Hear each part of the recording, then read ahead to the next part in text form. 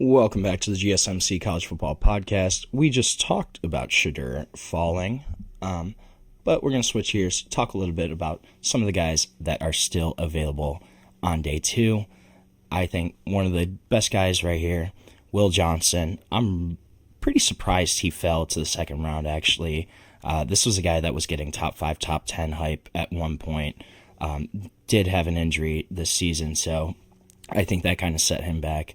But this is a guy that's a really long corner, 6'2", 195, good frame, able to match up with bigger wide receivers as well. It's a guy that's a really strong man coverage corner, excels at reading the quarterback, looking at his eyes, breaking off on routes, breaking up passes, just from that anticipation, reading the quarterback's eyes. This is a guy that he can split high-low route combinations really well, plays the ball, not the man. In zone looks, he's going to have to work on his zone coverage, but he's strong enough to reroute, stay on top of receivers in press coverage. I think this is a guy that's a really good man corner, first and foremost, and also just a playmaker at the cornerback position. Had 9 career interceptions, but of those 9, also returned 3 for pick sixes. So that's a guy that can make plays when the ball's in his hand. Obviously, not going to get the ball in your hands a lot as a cornerback, but it's a good skill set to have, I think. A big thing, I think a reason why he slipped was he did miss 7 games this year, had a turf toe injury, then missed his pro day as well with a nagging hamstring injury, so didn't test in the process. But this is a guy that I think definitely is a first-round talent. And I think he's going to go pretty early on today. I think there's too many teams that have needs at cornerback that are going to take a look at him. But that's going to be a guy that I think is going to be a really solid pick up for whoever does take him today. Will Johnson, I think, has cornerback 1 potential. And anytime you can find that in the second round in day 2, that's always a really big bonus. Mike Green also fell. He was getting a lot of hype to Atlanta throughout the process at the number 15 overall pick. They decided to go with Jalen Walker from Georgia, who ended up falling a little bit, which I really liked for the Falcons. But Mike Green, I think probably part of the reason he fell is just coming from Marshall. You're playing in a conference that's obviously not a Power 4 conference. The level of competition, there's a little more question marks, but this is a guy that led the FBS in sacks last season, had 17 sacks, really explosive pass rusher, a guy that can transition from speed to power rushing really well, active hands, and he's able to change direction, just a fast, smooth, quick off the edge. He's able to win inside, he can kind of weave in and out, able to dip, flatten kind of at the top of his rush, and this is a guy that chases down the ball with excellent effort, gets under blockers, able to kind of shoot through gaps and use his hands while defending the run as well. So I think that's also one of his more underrated aspects, is the ability to defend against the run as well as the pass. Also a guy that was a former linebacker, so he can get dropped into depth, into coverage, if you're giving some different looks, some different packages on defense. This is a guy that can do that as well, which you always like to see out of your DNs. If you're dropping back in zone, don't want to be exposed. Mike Green is able to do that just from being a former linebacker and having made that transition already. He's got that skill set, and this is a guy that I think can be a really big help on the edge for whoever takes him. Just a solid prospect overall. I think a big part of why he dropped was probably just from that level of competition coming from Marshall. But I think a guy that can definitely help an NFL pass rush out. Another guy that was getting a lot of first-round buzz was Nick Emmanwori, South Carolina. This kid is a freak athlete, just absolute physical specimen, 6'3", about 220.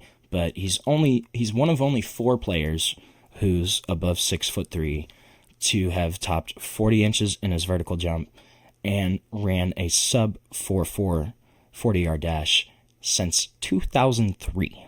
So one of 4 guys in 22 years, not bad. It's pretty impressive, I'd say, especially when you're looking at just the level of athletes across the NFL, the level of athletes that come in to that league, test at the combine, and this kid is one of 4 dudes to have ran as fast as he did and has jumped as high as he did.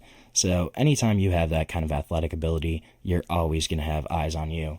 But this is a guy that, he's a pretty good football player too.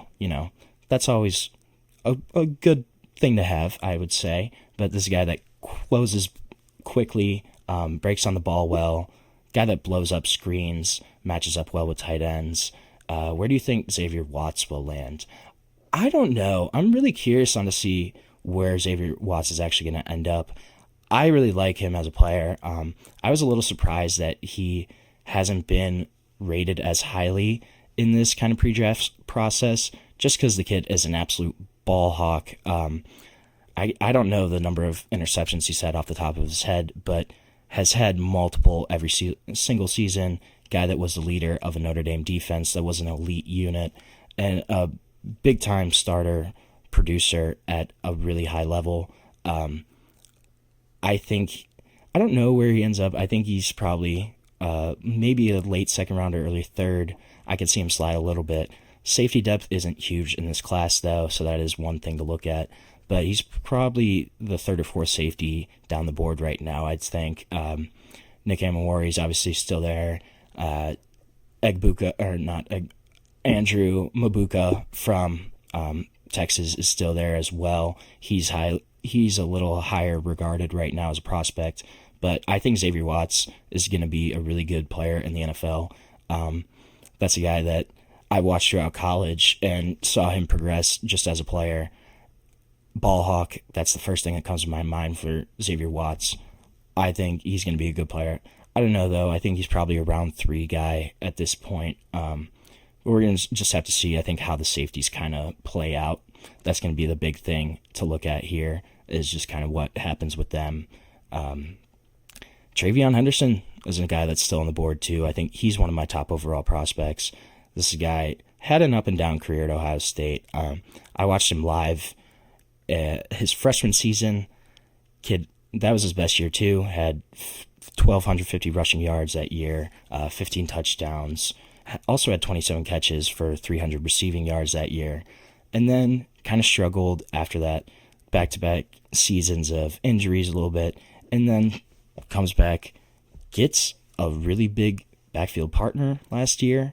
And, yeah, not a bad running back in his own right, Quinshon Judkins. So, but those two paired together, TreVeyon comes back, has a bounce-back season last year. And really, I think he was one of the most important guys to Ohio State's title run last season. I think he doesn't get a lot of the credit that he probably deserves, just in terms of his importance to their national championship run. TreVeyon Henderson is a guy that really did a lot for the Buckeyes, and this is a guy that's a home run hitter out of the backfield. If he has a little space, he can take it to the house at pretty much any point in time. At a minimum, TreVeyon Henderson is going to be a really great kind of speed third down threat as a coming out of the backfield, able to pass block really well. That's one of the more underrated aspects of his skill set. And also just obviously the pass catching ability out of the backfield is something that teams are looking for more and more these days, just as the league is such a pass-driven league. This is a guy that can fill that role really well. And I think he's a guy that also can handle a bigger workload if he's healthy, fully healthy. That's the big thing with TreVeyon Henderson. Talent has never been a question mark. Traits have never been a question mark. Just can he stay on the field? That's going to be the big thing. But if he's fully healthy, if he kind of gets his body a little more right, a little stronger, I think this is a guy that can be a bell cow running back for a team, for a franchise. So I just talked a little bit about Shedeur not getting drafted. I think there's a couple teams, though, that can definitely look at him. Browns are obviously going to be up there. Raiders could definitely be up there. I think Raiders are a team that could actually really take a chance on him, just because obviously Tom Brady part owner now, John Spytek coming in. It sounds like they really like him. But then the Saints are also at 40. I think the Saints are much more comfortable kind of taking a chance on Shedeur in the second round. And then the Jets are at 42 as well. Obviously, they did sign Justin Fields, but long term, he only signed a short-term deal. Mike Green, yeah, I'm not sure, honestly. I was debating I wonder if Cleveland's going to take an edge with one of those first 2 or 4 picks. I guess they have 2 of the top 4 or 5. But I was wondering if Cleveland might take him. Just they pair him up with Myles Garrett. They need another defensive end anyways. Ogbo is getting up there. They were looking to trade him anyways. So I don't know, though. I had Mike Green going to the Falcons at 15. I'm really surprised that he's still here on the board. It's a tough one, because there's not a ton of obvious landing spots for him right now.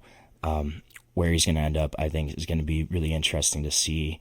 Another guy that I really like is Luther Burden, wide receiver, Missouri. I think he's my number 2 wide receiver prospect in this year's class. I guess true wide receiver prospect. Travis Hunter's kind of his own thing, but that's a guy that I think can help a team right away. I'll be curious to see kind of where he ends up as well. But we're going to take our last break of the show right now, and when we come back, we're going to do a little mini mock draft. I had picks 33 through 40 is what I wrote down already. So we're going to go through that, kind of talk about who I think could end up where. But we are going to be back shortly on the GSMC College Football Podcast.